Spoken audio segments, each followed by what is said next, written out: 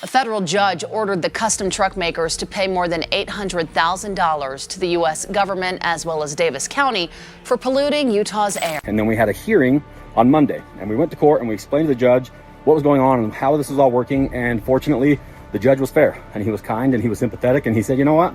No, you can't stop their sale. Keep it going. Federal marshals showed up at Heavy D. Sparks' door before sunrise, and by 7:33 that morning, the man who built an empire out of roaring diesel engines and black smoke was in handcuffs. 3 days later, he walked free, calling himself Vindicated. But that's where the headlines stopped telling the whole story. Somewhere between the jail cell and the divorce filing, everything changed. What actually happened in between? And why did the one man who always had something to say suddenly go silent when it mattered most? Join us as we piece together the full story on Heavy D. 3 days nobody saw coming. For years, Heavy D's YouTube channel ran on a formula. Rev the engine, watch the exhaust pipe belch black smoke, watch the comments fill up with fire emojis. Fans loved it. But a group of doctors in Utah did not. They weren't a big environmental machine with a marketing budget. Utah Physicians for a Healthy Environment was a small, unpaid group of doctors and health advocates, the kind who spend their weekdays treating patients for asthma and lung disease along the Wasatch Front, where winter inversions can trap smog over Salt Lake City for weeks at a time. To them, a truck rigged to belch extra black smoke for a YouTube audience wasn't a stunt. It was one more thing making their patients sicker. So in 2017, this group of volunteers, doctors and advocates with no television deal or fan base of their own, filed a federal lawsuit against a man with millions of viewers, arguing that the entertainment his fans loved was, quite literally, poison in the air they breathed. The case sat there for years after that, grinding through hearings most of his audience never heard about. By the fall of 2025, it wasn't sitting anymore. On October 2nd, a federal judge signed a bench warrant for his arrest. The order behind it was simple. Proceeds from the sale of certain company assets were supposed to land in an account the court controlled. The court had given him the account number. It gave him the deadline. The deadline passed, and the account stayed empty. 5 days later, on a Tuesday morning, federal marshals knocked on his door. He was booked into Salt Lake City Jail at 7:33 in the morning, with no cameras rolling, just a mugshot with his name under it. By that afternoon, the number was everywhere: $843,602. The debt that had followed him for years, now attached to a pair of handcuffs. He wasn't the only name on the original case. 3 other people had been named alongside him in 2017, including David Kiley, the friend who'd helped him build the whole operation, though Kiley was dismissed from the case early. One of the 2 who remained, Keaton Hoskins, had already closed his chapter of it in 2021, $83,000 in penalties, $85,000 more in legal fees, and his name quietly off the docket for good. Heavy D's name was the only one still on it in 2025. Whatever had gone wrong with the paperwork, it was his to fix, alone. For 3 days he stayed in custody, while his lawyer, Cole Cannon, built the argument that would get him out. Cannon didn't deny the money was owed. He told the judge this wasn't a crime, just a paperwork problem years in the making. It worked. The judge sent him home on the condition that the missing documents finally show up within 10 days. He didn't wait to get in front of a camera. Within hours of walking out, he was online calling himself Vindicated, framing the whole 3-year fight as something bigger than a debt.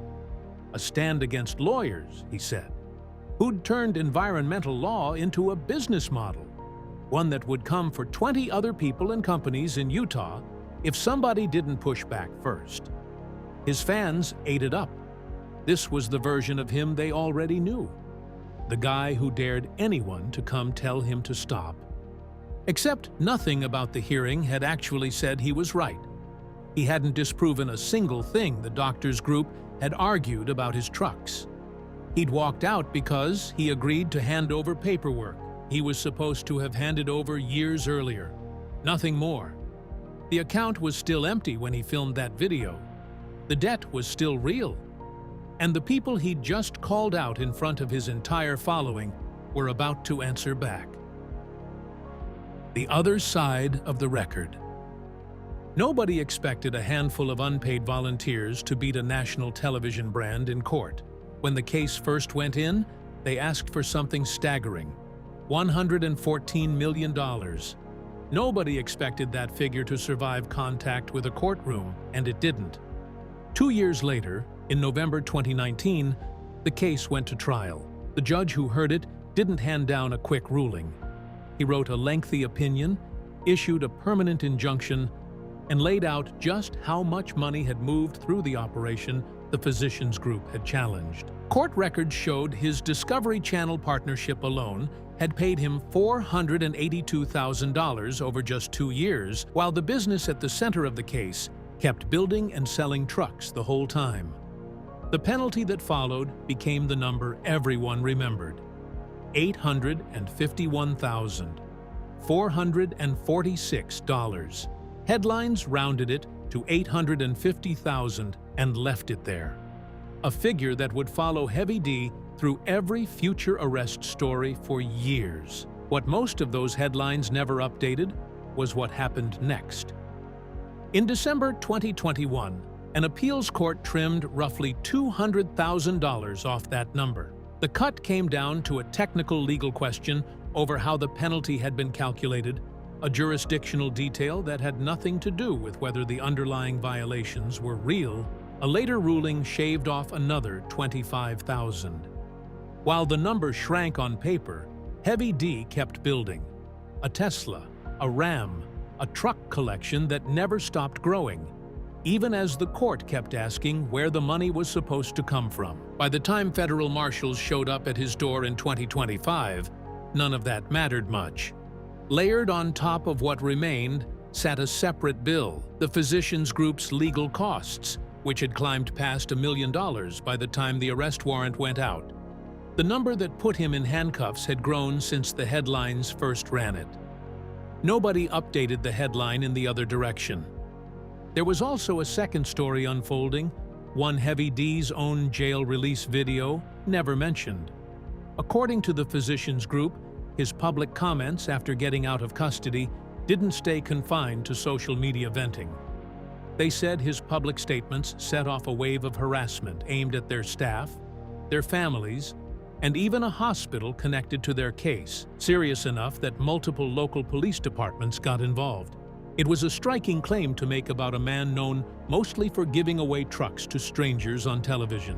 What his video didn't mention was that this wasn't his first strike that year. Back on August 4th, 2025, the same judge had already held him in contempt once, after he moved a Tesla and a Ram truck out of his name, despite being expressly told not to touch any assets while the case was open. The October warrant landed because a second violation had gone unresolved, but it left a very different question hanging over the story than the one his own video had answered.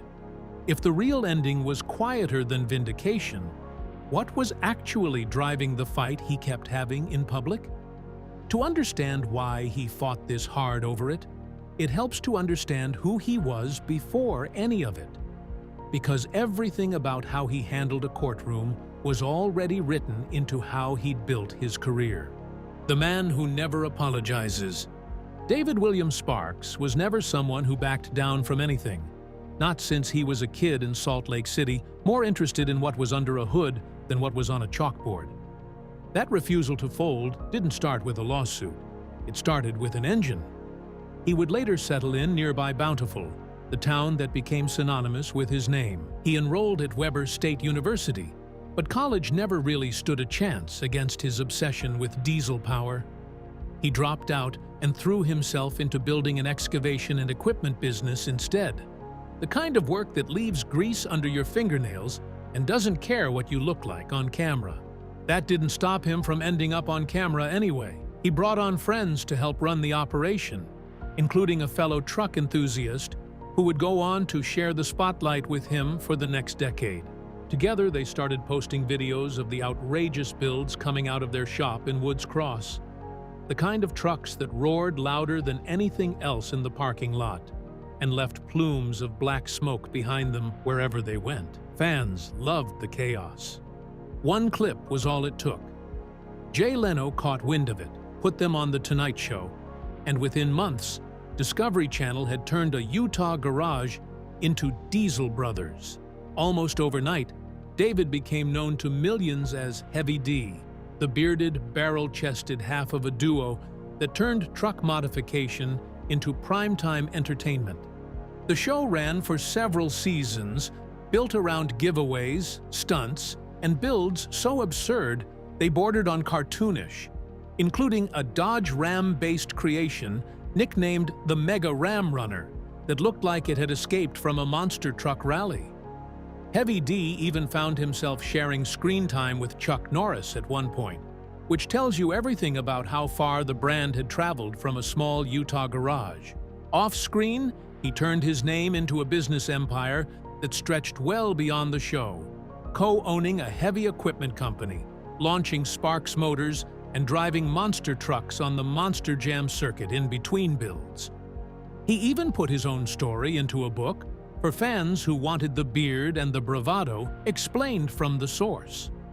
By the time his YouTube channel crossed 4.5 million subscribers and 1 billion views across his platforms, Heavy D wasn't just a reality TV personality anymore. He was a brand that ran itself. The image he cultivated was never just about trucks. It was about attitude, the same attitude that would still be running the show decades later. Weeks before his arrest, when a federal judge halted his garage sale, he didn't quietly comply. He posted a video calling it out, warning fans that a teeny tiny group of people out there who would love to see us fail.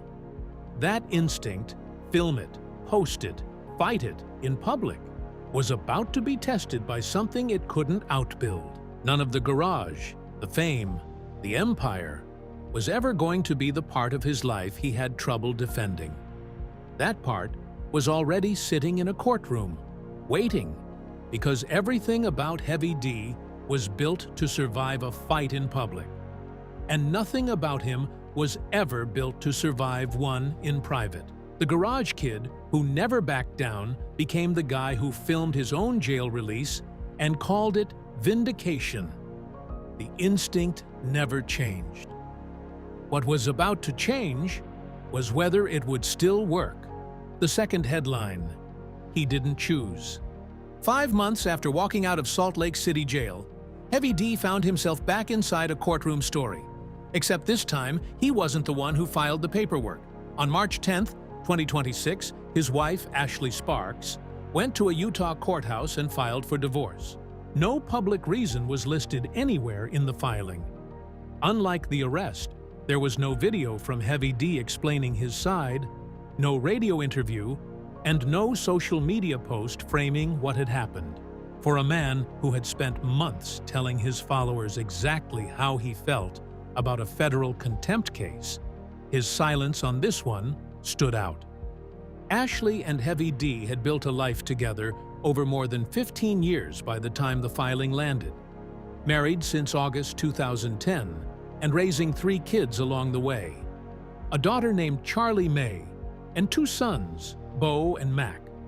15 years, 3 children, and one filing that took less time to read than this sentence took to write. For most of that time, Ashley existed in the public eye the way a lot of reality television spouses do, showing up in family photos, appearing occasionally in interviews, and sharing glimpses of their life together online to a modest but loyal following of 170,000 people. Heavy D held the spotlight the entire time. The filing itself was short on detail by design. Utah court records simply listed the date, the parties, and the request to end the marriage. There was no accusation spelled out on paper, No mention of the arrest. No reference to money or debt of any kind. All it confirmed was that Ashley had decided the marriage was over, and she was the one who walked into the courthouse to make it official. The arrest was a story about a system he said had turned against him. The divorce was about the one part of his life he'd never built for an audience, and it landed just as the legal battles seemed to be settling down. Reporters who reached out to both Heavy D and Ashley for comment got the same answer from each of them: nothing. Neither side explained, then or in the months that followed. A man who had turned a jail release into a rallying cry, who had gone on the radio to defend his name and call out a broken system, chose not to say a single public word about the end of his marriage. Whether that silence came from respect for his children, exhaustion after months of legal battles, or something more complicated, nobody outside the family actually knew. What was clear was the timing. 5 months separated the handcuffs from the divorce filing, and the same year that started with him walking out of federal custody was ending with him watching his marriage walk out the door instead. For an audience that had just spent months hearing Heavy D explain, defend, and reframe every headline written about him, this was the first one he let stand without a word. If Heavy D never stayed quiet about anything, what did it mean that this time he did? The post she didn't know was a warning. Long before any of this made headlines, Ashley had already told her own version of the story, without ever meaning to.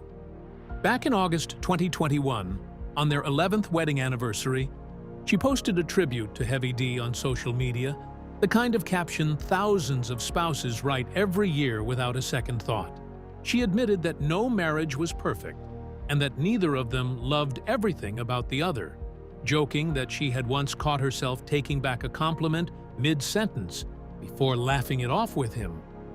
She wrote about choosing to focus on the good moments instead of the hard ones, explaining that dwelling on the downs of a marriage only invited more of them, while leaning into the ups made the hard days easier to survive. At the time, it read like an ordinary anniversary post, the kind that gets a few hundred likes and disappears into a feed. 5 years later, it read like a forecast nobody had noticed, sitting untouched on her page long after the marriage it described had started coming apart. Their story had started somewhere far quieter than a courtroom or a comment section. Ashley and David met at a church in Utah back in 2008, 2 years before he put a ring on her finger, and years before Discovery Channel ever put his face on a screen. Whatever version of David she fell for came before Heavy D existed, before the beard became a brand, and the garage became a business empire. By the time federal marshals were writing his name into a court docket, the man Ashley married and the man millions of subscribers watched had become two different people. While the marriage was falling apart behind the scenes, the public version of Heavy D never slowed down. In the months surrounding his arrest and the divorce filing, he added a truck nicknamed California Grizzly to his growing collection and kicked off work on a new build powered by a bigger diesel engine, a project his fans followed closely online.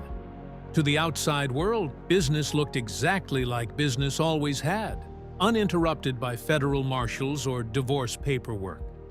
Behind that same steady stream of content sat a wife who had once written, years earlier, about choosing to focus on the good, even when the downs piled up.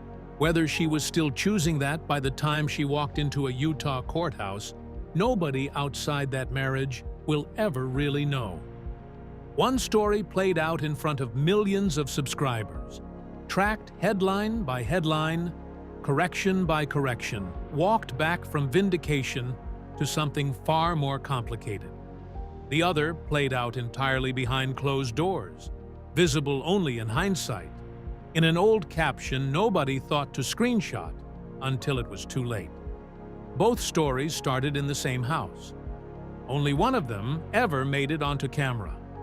So which version of Heavy D is the real one? The man federal marshals dragged out in handcuffs at 7:33 that morning? Or the husband who let his marriage end without saying a single word? And when a marriage ends in complete silence after a year of public battles fought loudly, whose story does that silence actually protect? Share your thoughts with us in the comments section.